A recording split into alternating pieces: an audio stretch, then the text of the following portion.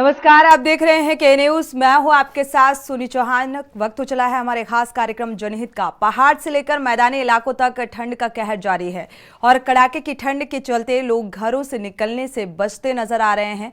आपको बता दें, घने कोहरे के कारण कई दुर्घटनाएं रोजाना हो रही हैं और ऐसे में जनजीवन जो है वो पूरी तरीके से अस्त व्यस्त हो चुका है। अमरोहा में कड़ाके की ठंड के चलते डीएम राजेश कुमार त्यागी ने 9 जनवरी से कक्षा 1 से कक्षा 8 तक के स्कूलों की अवकाश घोषित कर दिए हैं, ऐलान किया है। और इसको लेकर उन्होंने बेसिक शिक्षा अधिकारी को आदेश जारी करते हुए कहा है कि इसका पालन नहीं करने वाले स्कूल संचालकों पर कार्रवाई होगी। आपको बता दें, पीलीभीत में भी ठंड का सितम लगातार जारी है। कक्षा 8 तक के स्कूल 8 से 13 जनवरी तक बंद कर दिए गए हैं और डीएम के आदेश पर बीएसए ने अवकाश घोषित कर दिया है। इस तरह आपको बता दें, इसी तरह पीलीभीत जिले में भी ठंड का सितम लगातार जारी है। लोग डीएम के आदेश पर छुट्टी कर रहे हैं। कक्षा 1 से 8 तक के सभी बोर्ड के स्कूलों को बंद कर दिया गया है और 8वीं तक के स्कूलों में 13 जनवरी तक अवकाश बीएसए अमित कुमार ने घोषित किया है। सीतापुर में कड़ाके की ठंड और लोगों की मुश्किलें लगातार बढ़ती जा रही हैं। भीषण सर्दी और शीत लहर से जनजीवन अस्त व्यस्त हो चुका है।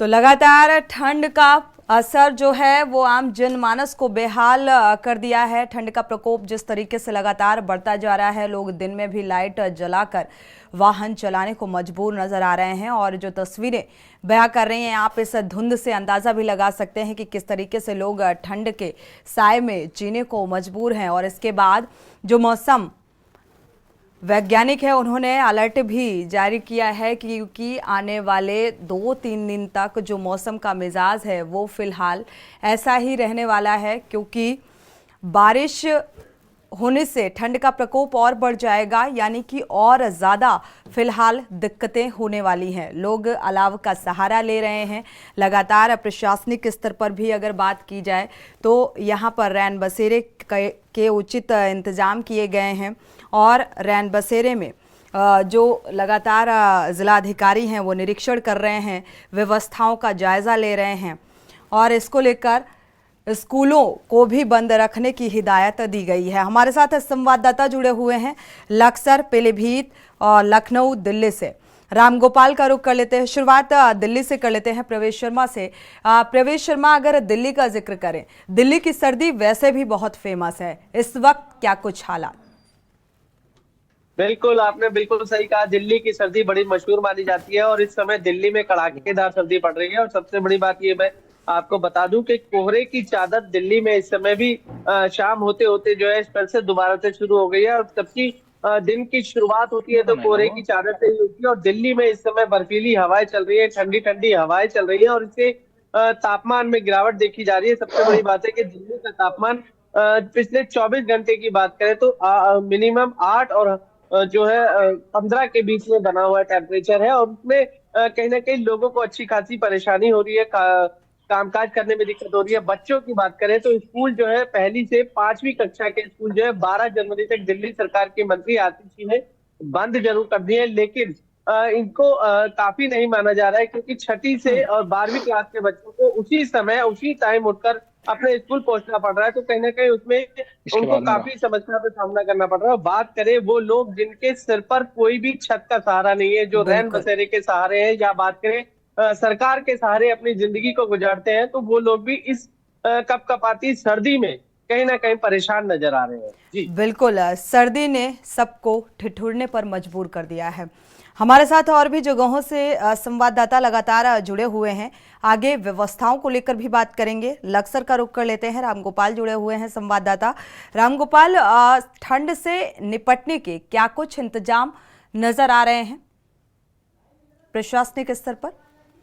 बिल्कुल सोनी, देखिए जिस तरीके से जिला प्रशासन ने पहले ही एक एडवाइजरी जारी की गई थी तमाम नगर पालिका और नगर पंचायत के साथ साथ में, यानी कि जो पंचायतें हैं उनके जो जनप्रतिनिधि हैं उनको लेकर के एक व्यवस्था तौर पर, क्योंकि जिस तरीके से लगातार जनवरी का यानी कि फर्स्ट वीक है और फर्स्ट वीक में कई दिनों से लगातार जो ठंड है वो हरिद्वार देहात और तमाम यानी कि क्षेत्रों में जो है देखने को मिले। साफ तौर पर यह भी देखा गया है सोनी, क्योंकि जिस तरीके से लक्सर और हरिद्वार स्टेट हाईवे पर यानी कि कई ऐसे स्टेट हाईवे हैं जहां हादसों का कारण भी कहीं ना कहीं लोग शिकार हो जाते हैं, क्योंकि फॉग इतना ज्यादा है। इस फॉग को लेकर के जो लोगों की परेशानी है कहीं ना कहीं वो साफ तौर पर देखने को मिल रही है। लक्सर हरिद्वार देहात क्षेत्र में सबसे ज्यादा प्रभावित इससे किसान हो रहे हैं, क्योंकि खेतीबाड़ी करने के साथ साथ तमाम जो व्यवसायी है उन पर भी कहीं ना कहीं इसका सीधा साफ तौर पर फर्क पड़ता दिखाई दे रहा है सोनी, क्योंकि जो मौसम विभाग है उनके द्वारा भी येलो अलर्ट जो है हरिद्वार जिले में उधम सिंह नगर में जारी किया गया है। उसको लेकर के साफ तौर पर तमाम जो नगर पालिका और नगर पंचायत के जो जनप्रतिनिधि है उनको आदेशित भी किया गया है कि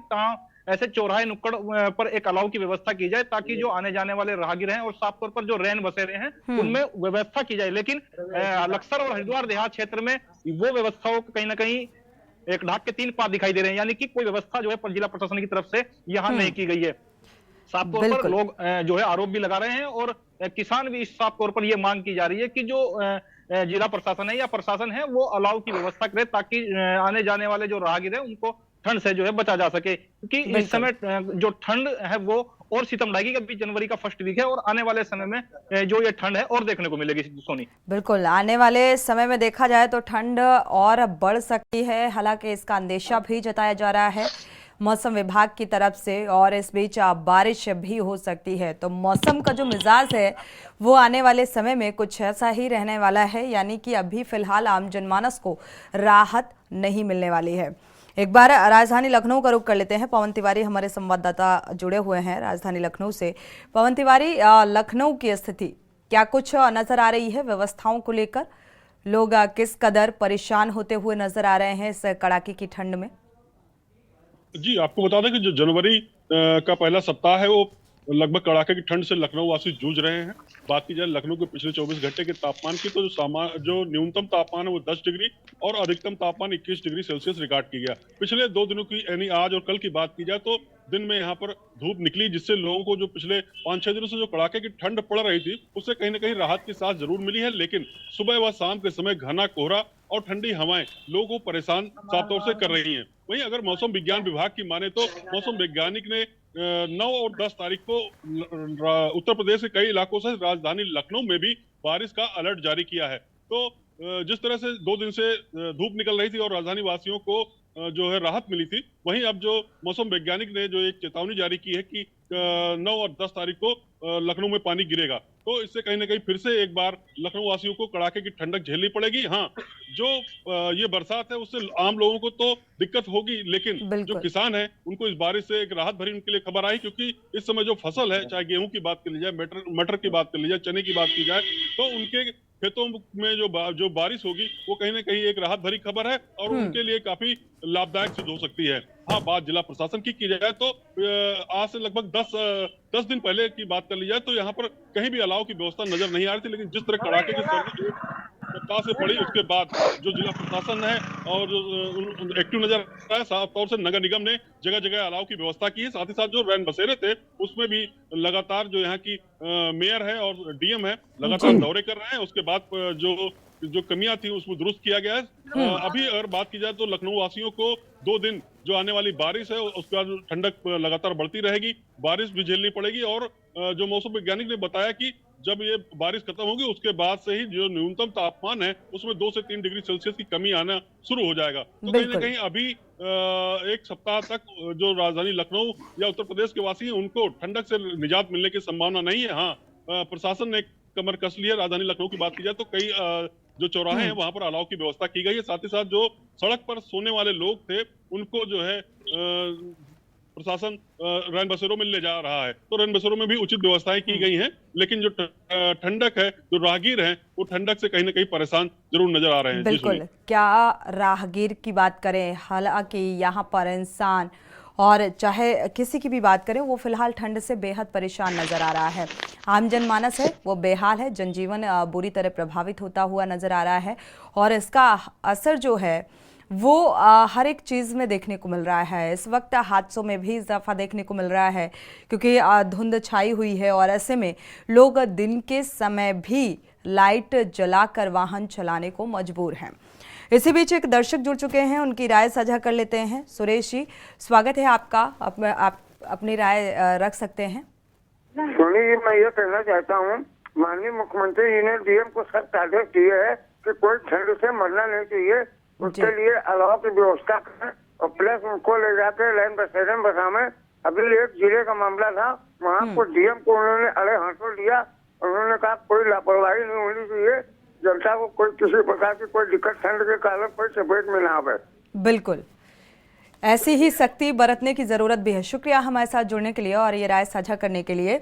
प्रशासनिक स्तर पर एक बड़ी जिम्मेदारी सौंपी गई है सूबे की मुखिया की तरफ से कि जो व्यवस्थाएं हैं, रैन बसेरे का उचित इंतजाम किया जाए हर एक जिले में और उसका निरीक्षण भी किया जाए कि व्यवस्थाएं वाकई चुस्त दुरुस्त हैं कि नहीं है, क्योंकि जो खुले आसमान में रात गुजारने को मजबूर हैं उनके लिए ये बेहद ज़रूरी व्यवस्था है। अलाव के उचित इंतजाम किए जाए। ये तमाम ऐसी व्यवस्थाएं ज़मीनी हकीकत पर क्या कुछ नज़र आ रहा है उसको लेकर लगातार हमारे संवाददाता ग्राउंड जीरो से जुड़े हुए हैं। एक बार पीलीभीत का रुख कर लेते हैं। पीलीभीत से हमारे साथ कुलदीप कुमार जुड़े हुए हैं। कुलदीप, पीलीभीत में क्या कुछ व्यवस्थाएं नज़र आ रही हैं? बिल्कुल सोनी, क्योंकि पीलीभीत चूंकि तराई का इलाका है और पहाड़ों के बिल्कुल नजदीक है, अक्सर पहाड़ों से जो बर्फीली हवाएं आती हैं वो यहाँ की ठंड को बढ़ा देती हैं और लोगों को अक्सर शीतलहर का एहसास पीलीभीत में होने लगता है। इस समय पीलीभीत का तापमान न्यूनतम 6 डिग्री तक दर्ज किया जा रहा है और इस ठंड से निपटने के लिए प्रशासन ने मुकम्मल व्यवस्थाएं कर रखी है। शहर के प्रमुख चौराहों पर अलाव की व्यवस्था है, रैन बसेरों की भरपूर मात्रा में व्यवस्था है, वहां भरपूर मात्राओं में बेड है। इस वक्त भी हमारी मौजूदगी एक रैन बसेरे में ही है जहां उचित व्यवस्थाएं लोगों को ठहरने के लिए की गई है। साथ ही चूंकि वाहन की दुर्घटनाएं बढ़ रही हैं, कोहरे की वजह से दुर्घटनाएं बढ़ रही हैं, उन दुर्घटनाओं से भी निपटने का इंतजाम प्रशासन और ट्रैफिक पुलिस के द्वारा किया गया है। ट्रैफिक पुलिस ने चौराहे पर खड़े होकर जो वाहन है, बड़े बड़े वाहनों में रिफ्लेक्टिव टेप लगवाए हैं ताकि उन रिफ्लेक्टिव टेप के जरिए दुर्घटनाएं कम की जा सके। बिल्कुल, इस वक्त हम एक रैन बसेरे में हैं और प्रशासन के द्वारा चूंकि बड़ी संख्या में पीलीभीत शहर में रैन बसेरे बनाए हैं और उनमें उचित व्यवस्थाएं की हैं। साथ ही जो प्रशासनिक अधिकारी हैं उन्होंने अब तक पीलीभीत की 4 तहसीलों में लगभग 6000 कंबल जो जरूरतमंद लोग हैं उनके लिए बंटवाए हैं जी। और इस रैन बसेरे में हम आप दर्शकों को दिखा दें कि अंदर लगभग 100 की व्यवस्थाएं हैं। ये रैन बसेरा, इसमें लगभग अब तक 500 लोग रहने के लिए आ चुके हैं और ये शासन की ओर से लगाए गए हैं ताकि जो जिनका घर नहीं है, जो जरूरतमंद लोग हैं, वो भटके ना और ठंड का एहसास उनको ना हो, उनके लिए उचित व्यवस्था हो। इसका मुकम्मल इंतजाम पीलीभीत में प्रशासन के द्वारा किया गया है। साथ ही हर चौराहे पर रात में अलाव की व्यवस्था की गई है ताकि जो राहगीर है या जो लोग अपने वाहन पकड़कर सफर करते हैं उनके लिए कहीं कोई दिक्कत ना हो, इसका भी भरपूर ध्यान पीलीभीत के प्रशासन ने रखा है। बिल्कुल, लगभग अगर पीलीभीत का जिक्र करें कुलदीप, तो कितने रैन बसेरे यहाँ पर बनाए गए हैं और कितनी आबादी है यहाँ की? पीलीभीत की आबादी की बात की जाए तो पीलीभीत की आबादी तो लगभग 22 लाख के आसपास है, लेकिन पीलीभीत शहर की बात की जाए तो 4 लाख के आसपास यहाँ लोग हैं और पीलीभीत शहर में लगभग 15 रैन बसेरे हैं जो कि पीलीभीत सदर तहसील के अंदर बनाए गए हैं। ऐसे ही दर्जनों की संख्या में रैन बसेरे पीलीभीत की 5 तहसील में बनाए गए हैं और जिन सभी रैन बसेरों में उचित बेड की व्यवस्था है, पीलीभीत का ये रैन बसेरा है जिसमें 100 बेड की व्यवस्था है। ऐसे ही हर तहसील में लगभग 50 बेड की व्यवस्थाओं के रैन बसेरे बनाए गए हैं, क्योंकि सदर तहसील बड़ी तहसील है, तो बिल्कुल। यहाँ रैन बसेरों की संख्या अधिक है। बाकी जो तहसीलें हैं वहां रैन बसेरे बहुत कम है, लेकिन चूंकि तहसील में जितनी जनसंख्या है उस हिसाब से मुकम्मल व्यवस्था प्रशासन के द्वारा की गई है सारी तहसीलों में। बिल्कुल, प्रशासनिक स्तर पर अगर पीलीभीत का जिक्र करें तो यहाँ पर जो व्यवस्थाएं हैं वो चुस्त दुरुस्त हैं। एक बार दिल्ली का रुख कर लेते हैं। दिल्ली से प्रवेश शर्मा हमारे संवाददाता लगातार जुड़े हुए हैं। देखा जाए प्रवेश, अगर दिल्ली का जिक्र करें तो यहाँ पर रैन बसेरे नज़र आ रहे हैं। रैन बसेरे में जो व्यवस्थाएं होनी चाहिए बेसिक, वो क्या इंतजाम काफ़ी हैं? लोग संतुष्ट हैं प्रशासनिक व्यवस्था को लेकर?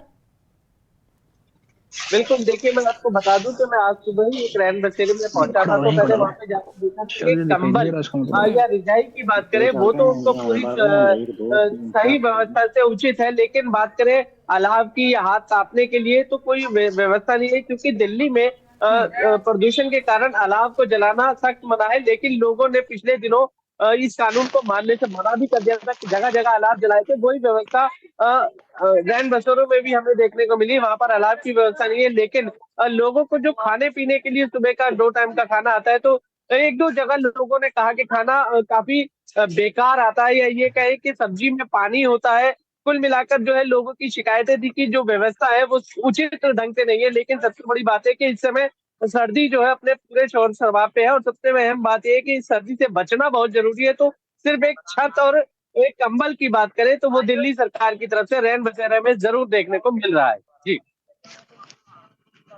अलाव का सहारा लेते हुए लोग नजर आ रहे हैं, जैसा कि तस्वीरें इस बात को बयां कर रही हैं, क्योंकि सर्दी जो है, सर्दी के सितम से बचना एक बड़ी जिम्मेदारी भी है। और व्यक्तिगत अगर देखा जाए, यहाँ पर प्रशासनिक स्तर पर भी निर्देशित किया गया है कि जो व्यवस्थाएं हैं वो की जानी चाहिए, ठंड से निपटने के लिए उचित इंतजाम की जानी चाहिए। लेकिन कहीं कहीं पर, जैसे कि पीलीभीत एग्जाम्पल के तौर पर काफ़ी है, जैसा कि हमारे संवाददाता ने बताया कि पीलीभीत में उचित व्यवस्थाएं प्रशासनिक स्तर पर की गई हैं, जबकि यहाँ की आबादी जो है वो काफ़ी ज़्यादा है, बावजूद इसके इंतजाम बेहतर है। जिस तरीके से एक एक रैन बसेरे में 50-50 बेड का इंतजाम किया गया है।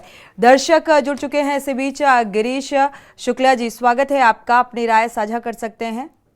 मैं देश के प्रधानमंत्री नरेंद्र मोदी जी और सभी सरकारों के प्रमुखों से अनुरोध करता हूं, जहां ये सर्दी के सितम जारी हैं, वहां के जिलों से, जिले में एक पुलिस डिपार्टमेंट का, एक सिविल का अधिकारी अलग करें सारे काम से 3-4 हफ्ते के लिए।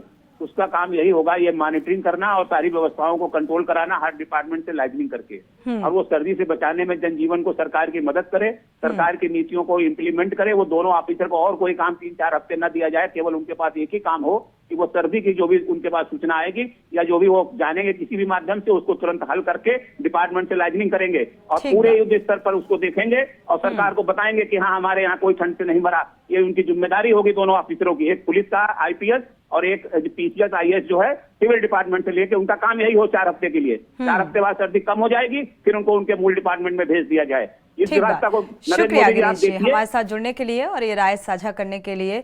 दर्शकों की राय बेहद महत्वपूर्ण होती है। लगातार हम स्थितियों का जायजा ले रहे हैं कि क्या कुछ इंतजाम प्रशासनिक स्तर पर किए गए हैं, क्योंकि आने वाले 1 हफ्ते तक जो मौसम का मिजाज है वो ऐसा ही रहने वाला है। और ऐसे में देखा जाए तो लोग घर से निकलने को लेकर भी कई बार सोचते हैं, क्योंकि सर्दी का सितम इतना ज़्यादा है। हमारे साथ अगले दर्शक चंद्र प्रकाश जुड़े हुए हैं कुरुक्षेत्र से। स्वागत है आपका, अपनी राय साझा कर सकते हैं।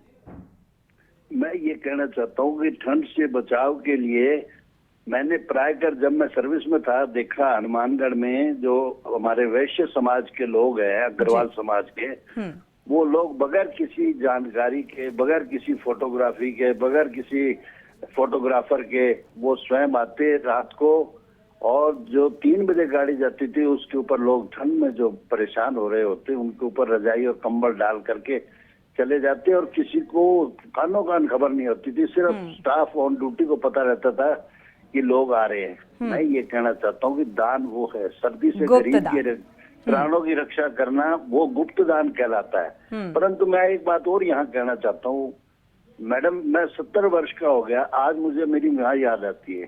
सर्दी जब पड़ती है तो सर्दी में हमारी माँ क्या करती थी, गुड़ और अजवाइन को देसी घी में थोड़ा सा करके उसको, और वो गरम गरम हमें खिलाती थी, तो हमारे को सर्दी महसूस नहीं होती थी। मैं ये कहना चाहता हूँ कि जो पुराने हमारे दादी और नानी के नुस्खे थे वो आजकल के बच्चे भूलते जा रहे हैं। अगर वो चीज याद रखी जाए, अजवाइन को और गुड़ को याद रखा जाए, तो काफी हद तक हम अपने शरीर को थोड़ी गर्मी ला सकते हैं। मेरा कहने का अच्छी भाव नसीहत है ये। बिल्कुल, दादी और नानी के नुस्खे वाकई आज का समाज भूलता जा रहा है और एक बार फिर से उसी नुस्खे में वापस लौटने की जरूरत है अपने आप को स्वस्थ रखने के लिए। शुक्रिया हमारे साथ जुड़ने के लिए और ये राय साझा करने के लिए।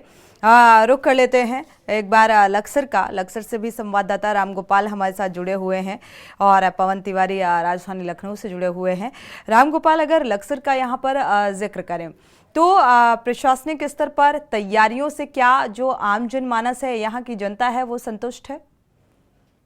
काफी ये व्यवस्थाएं?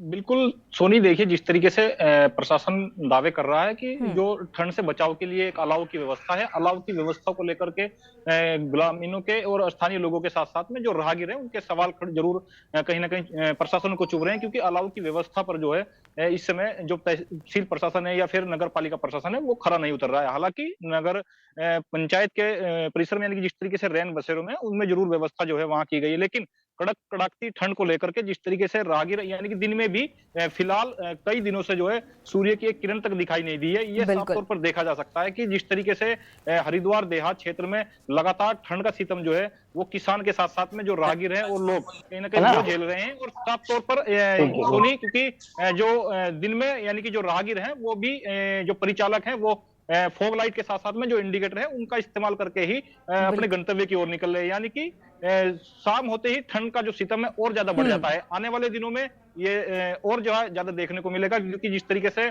मौसम विभाग द्वारा येलो अलर्ट जारी किया गया है हरिद्वार और उधम सिंह नगर में, तो ये व्यवस्था देखने को मिले। हालांकि फिलहाल ये कहा जा सकता है कि जिस तरीके से जो ठंड में यानी कि गिरावट के साथ साथ में एक उभरती यानी कि धूप देखने को मिल रही है, ये साफ तौर पर देखा जा सकता है कि आने वाले दिनों में, हालांकि मौसम विभाग द्वारा जिस तरीके से अभी धूप खिलने की संभावना जो है हरिद्वार जिले में बताई गई है, उससे कहीं ना कहीं लोगों को राहत मिलेगी। बिल्कुल, आने वाले समय में लोगों को राहत मिल सकती है, लेकिन ये इंतजाम को लेकर लगातार हमारी चर्चा जारी रहेगी। आप सभी का शुक्रिया ये जानकारी साझा करने के लिए। रामगोपाल आपका भी, कुलदीप आपका भी और साथ ही पवन तिवारी आपका भी, प्रवेश शर्मा आपका भी। वक्त एक छोटे से ब्रेक का, लौटेंगे जल्द। आप देख रहे हैं के न्यूज, खबरों का सारथी।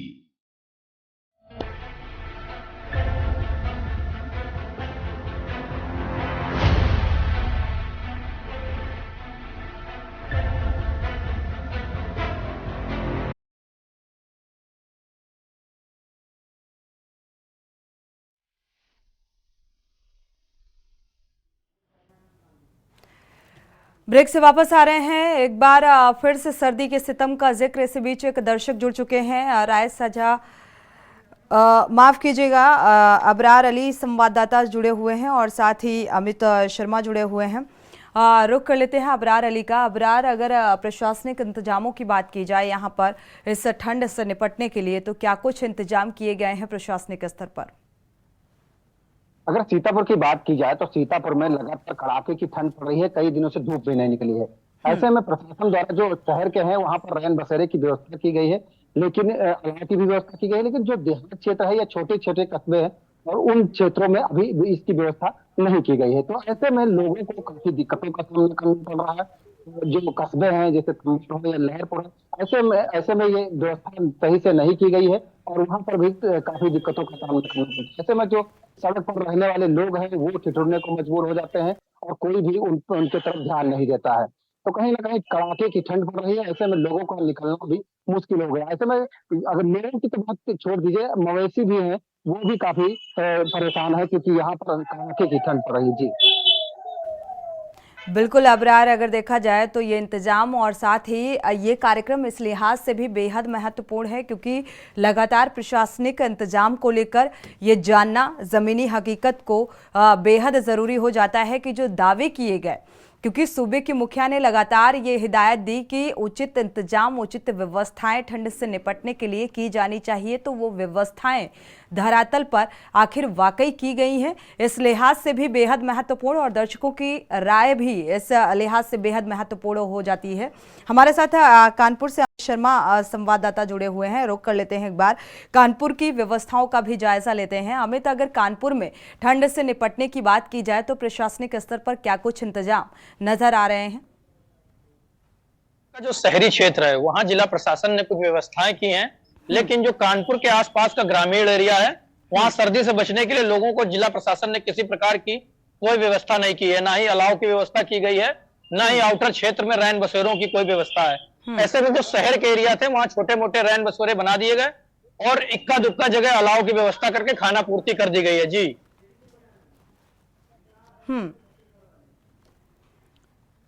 बिल्कुल अमित, जमीनी हकीकत जो है वो व्यवस्थाओं को लेकर देखा जाए काफ़ी नज़र आ रही है, या जो लोग हैं वो इन व्यवस्थाओं से पूरी तरीके से संतुष्ट हैं? हमारे साथ कांकेर से भी संवाददाता जुड़ चुके हैं, विकास अंबोरे।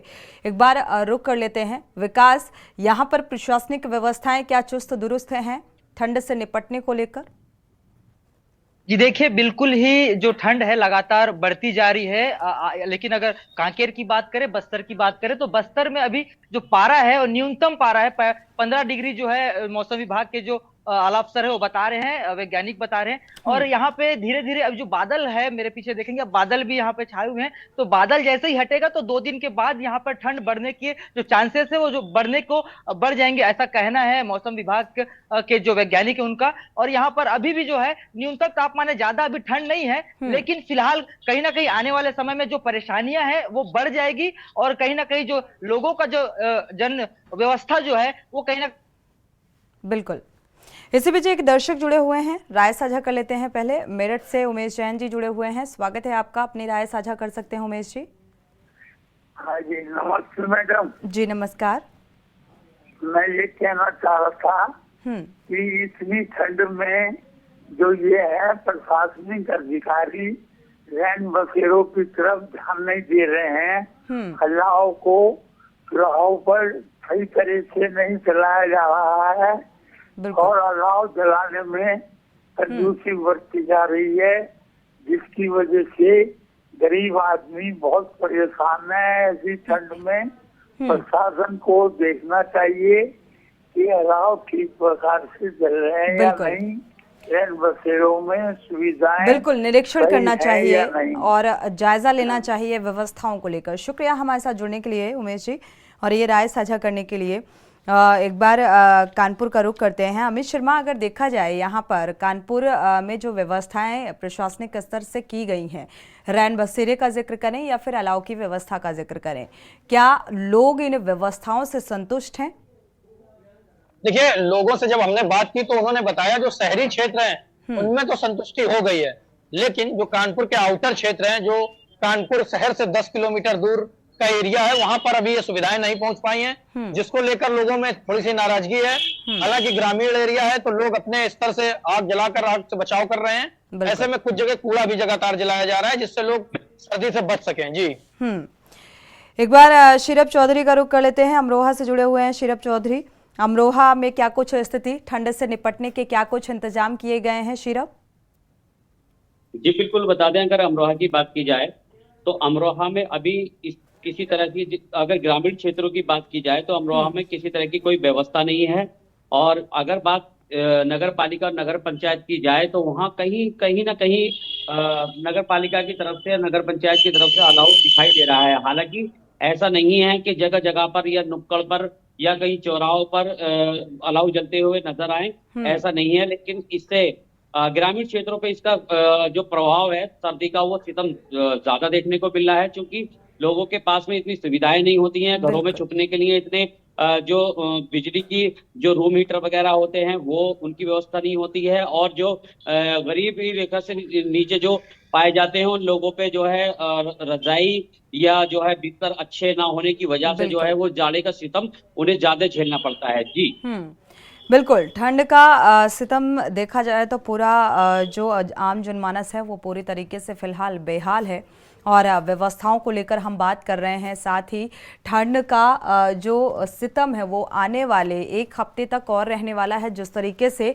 मौसम वैज्ञानिकों ने जिक्र किया है कि तापमान में गिरावट दर्ज की जा सकती है, साथ ही सर्दी और बढ़ सकती है, बारिश होने के भी आसार जताए गए हैं और लगभग हर एक जिले का जो हाल है वो कुछ ऐसा ही नजर आ रहा है।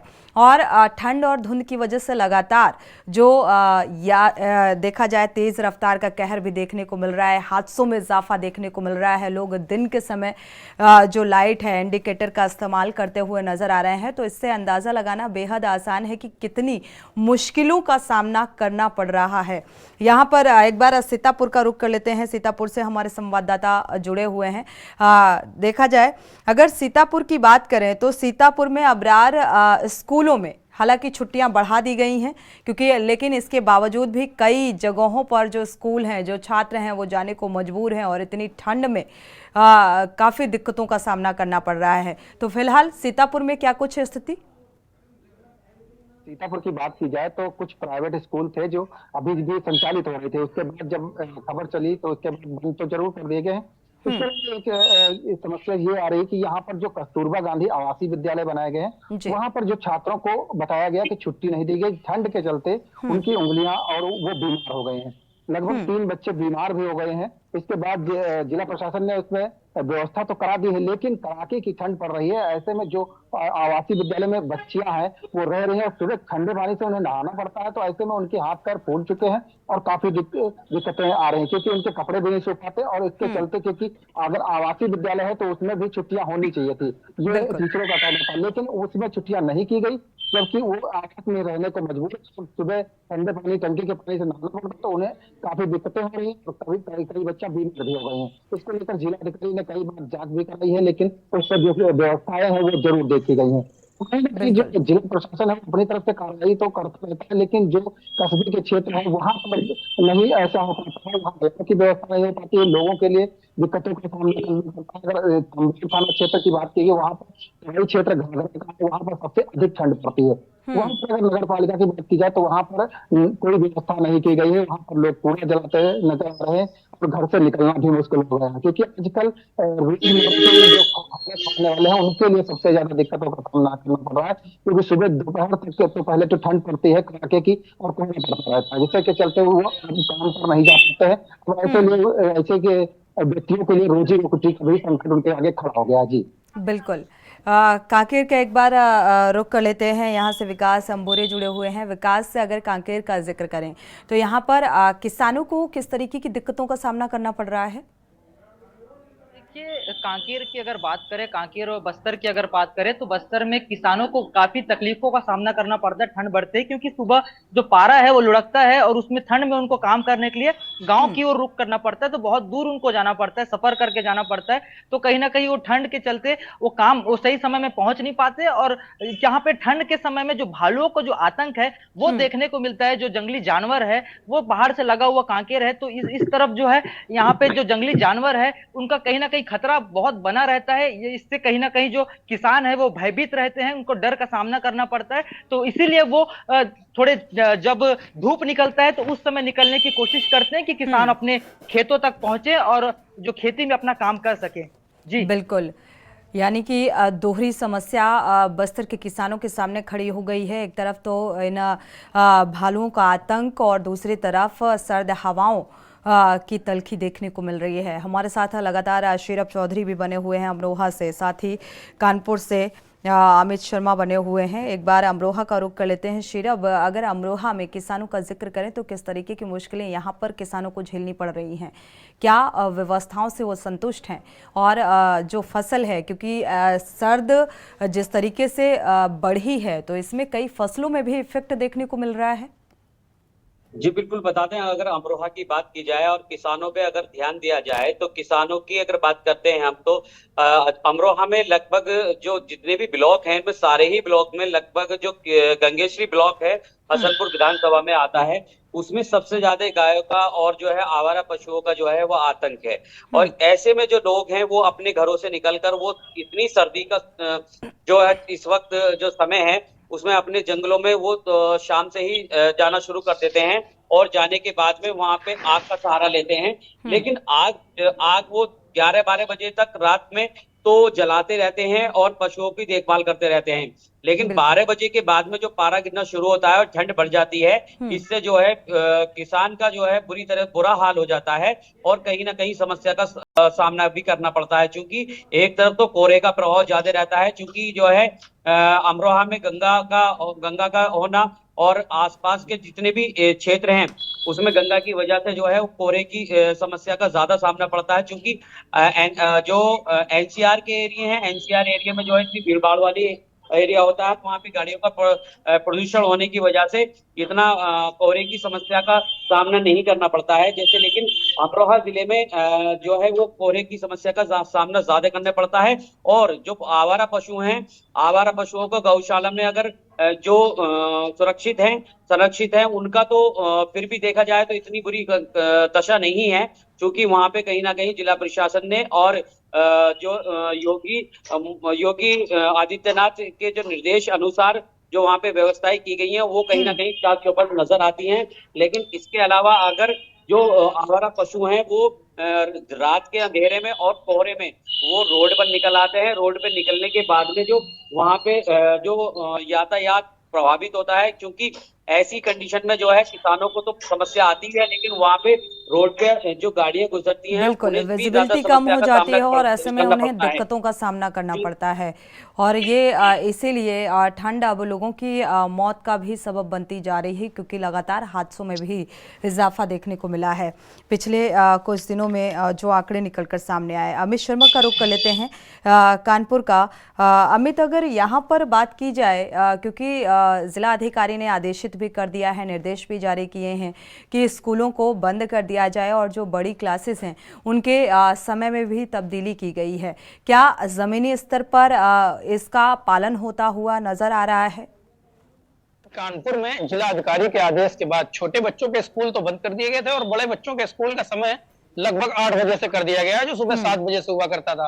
हालांकि 8 बजे में इतनी सर्दी होती है कि उनका स्कूल का समय बढ़ाया जाना चाहिए, लेकिन उनके आदेश के बाद स्कूल का 1 घंटा समय बढ़ा दिया गया और छोटे बच्चों के लिए स्कूल बंद कर दिया गया है। 22 तारीख तक सभी को छुट्टी दे दी गई है, उसके बाद अब स्कूल खुलेंगे तो आगे की स्थिति स्पष्ट हो पाएगी। जी बिल्कुल। साथ ही रात के समय अगर देखा जाए फील्ड में निकलते हो तो क्या कुछ व्यवस्थाएं प्रशासनिक स्तर पर नजर आती हैं? क्या अलाव की उचित व्यवस्थाएं नजर आती हैं, या फिर ये महज एक वादे खोखले वादे बनकर रह गए? अगर रैन बसेरों का जिक्र करें तो लगभग कितने रैन बसेरों का इंतजाम किया गया है? देखिए, कानपुर का जो शहरी क्षेत्र है वहां लगभग 5 रैन बसेरों का इंतजाम किया गया है, लेकिन जो शहर से दूर हटकर 10-15 किलोमीटर का एरिया है वहां अभी किसी प्रकार के रैन बसेरे का इंतजाम नहीं किया गया है। उत्तर प्रदेश में क्योंकि शीतलहर बहुत तेज चल रही, रात का कोहरा भीषण होता है, इसको देखते हुए वाहन चालक हैं उनकी विजिबिलिटी कम हो जाती है और सड़क पर हादसे होने के चांस ज्यादा बढ़ जाते हैं। जो सड़क किनारे लोग सो रहे होते हैं उनको सामाजिक संस्थाओं द्वारा कंबल बांट दिए गए हैं, जिससे वो सड़क किनारे ही सोते हैं, लेकिन अभी उनके लिए कोई रैन बसेरे का इंतजाम नहीं किया गया, जिसको लेकर अभी प्रशासन जागरूक नहीं है। जी, क्या इस बाबत आपने किसी जिम्मेदार से बात करने की कोशिश की कि आखिर निर्देशों का पालन होता हुआ क्यों नजर नहीं आ रहा? क्या 5 रैन बसेरे ये काफी हैं जो रैन बसेरे बनाए गए? धीरे जी, जो इनकी संस्थाएं हैं वो काम कर रही हैं। जिलाधिकारी ने स्पष्ट कर दिया है कि लगातार धीरे धीरे सभी लोगों तक उचित व्यवस्थाएं पहुंच रही हैं। नगर निगम के लोग अलाव डाल रहे हैं, लेकिन ये व्यवस्थाएं स्लो और बहुत धीमी रफ्तार का काम कर रही हैं, जो लोगों तक देर से पहुंच पा रही हैं। जी, व्यवस्थाएं बेहद स्लो हैं और बहुत देर से पहुंच पा रही हैं, यानी कि अभी जरूरत है आम जनता को जो खुले आसमान में देखा जाए रात गुजारने को मजबूर हैं, उन्हें रैन बसेरों का उनके लिए व्यवस्था होनी चाहिए और उन रैन बसेरों में प्रॉपर इंतज़ाम भी होने चाहिए, प्रॉपर बेड होने चाहिए और शौचालय के भी उचित व्यवस्था होनी चाहिए, तमाम बेसिक चीज़ें। लेकिन यहाँ पर जिस तरीके से कई जगहों से पीलीभीत में बेहतर इंतजाम किए गए, जैसा कि हमारे संवाददाता ने बताया। अभी हम बात कर रहे हैं अमरोहा की और कांकेर की, तो यहाँ पर प्रशासनिक स्तर पर इंतजाम तो किए गए, लेकिन ये इंतजाम पूरी तरीके से काफ़ी नहीं है, या ये कहा जाए पर्याप्त नहीं है। जिस तरीके से ठंड बढ़ती जा रही है और आने वाले दिनों में ये ठंड और आम जनमानस को बेहाल करने वाली है, क्योंकि मौसम लगभग ऐसे ही रहने वाला है। शुक्रिया विकास आपका इस जानकारी को साझा करने के लिए। साथ ही शीरब आपका भी बहुत बहुत शुक्रिया, अमित आपका भी बहुत बहुत शुक्रिया, अबरार आपका भी बहुत बहुत शुक्रिया ये जानकारी साझा करने के लिए। तो लोग अलाव का सहारा लेने को मजबूर हैं। लगातार जो चौपाल है वो अलाव के साथ लगती हुई नजर आ रही है, क्योंकि ठंड का सितम जो है वो लगातार जारी है और लोग बचते हुए नज़र आ रहे हैं। और डॉक्टर्स की तरफ से ये हिदायतें दी गई हैं कि अपने आप को सेफ रखें और जो छोटी छोटी चीज़ें हैं उनका ध्यान रखें और गर्म कपड़े पहने, ताकि आप अपने आप को ठंड से बचा सके। इसी के साथ जनहित में फिलहाल बस इतना ही। आगे खबरों के लिए आप देखते रहिए के न्यूज़ इंडिया।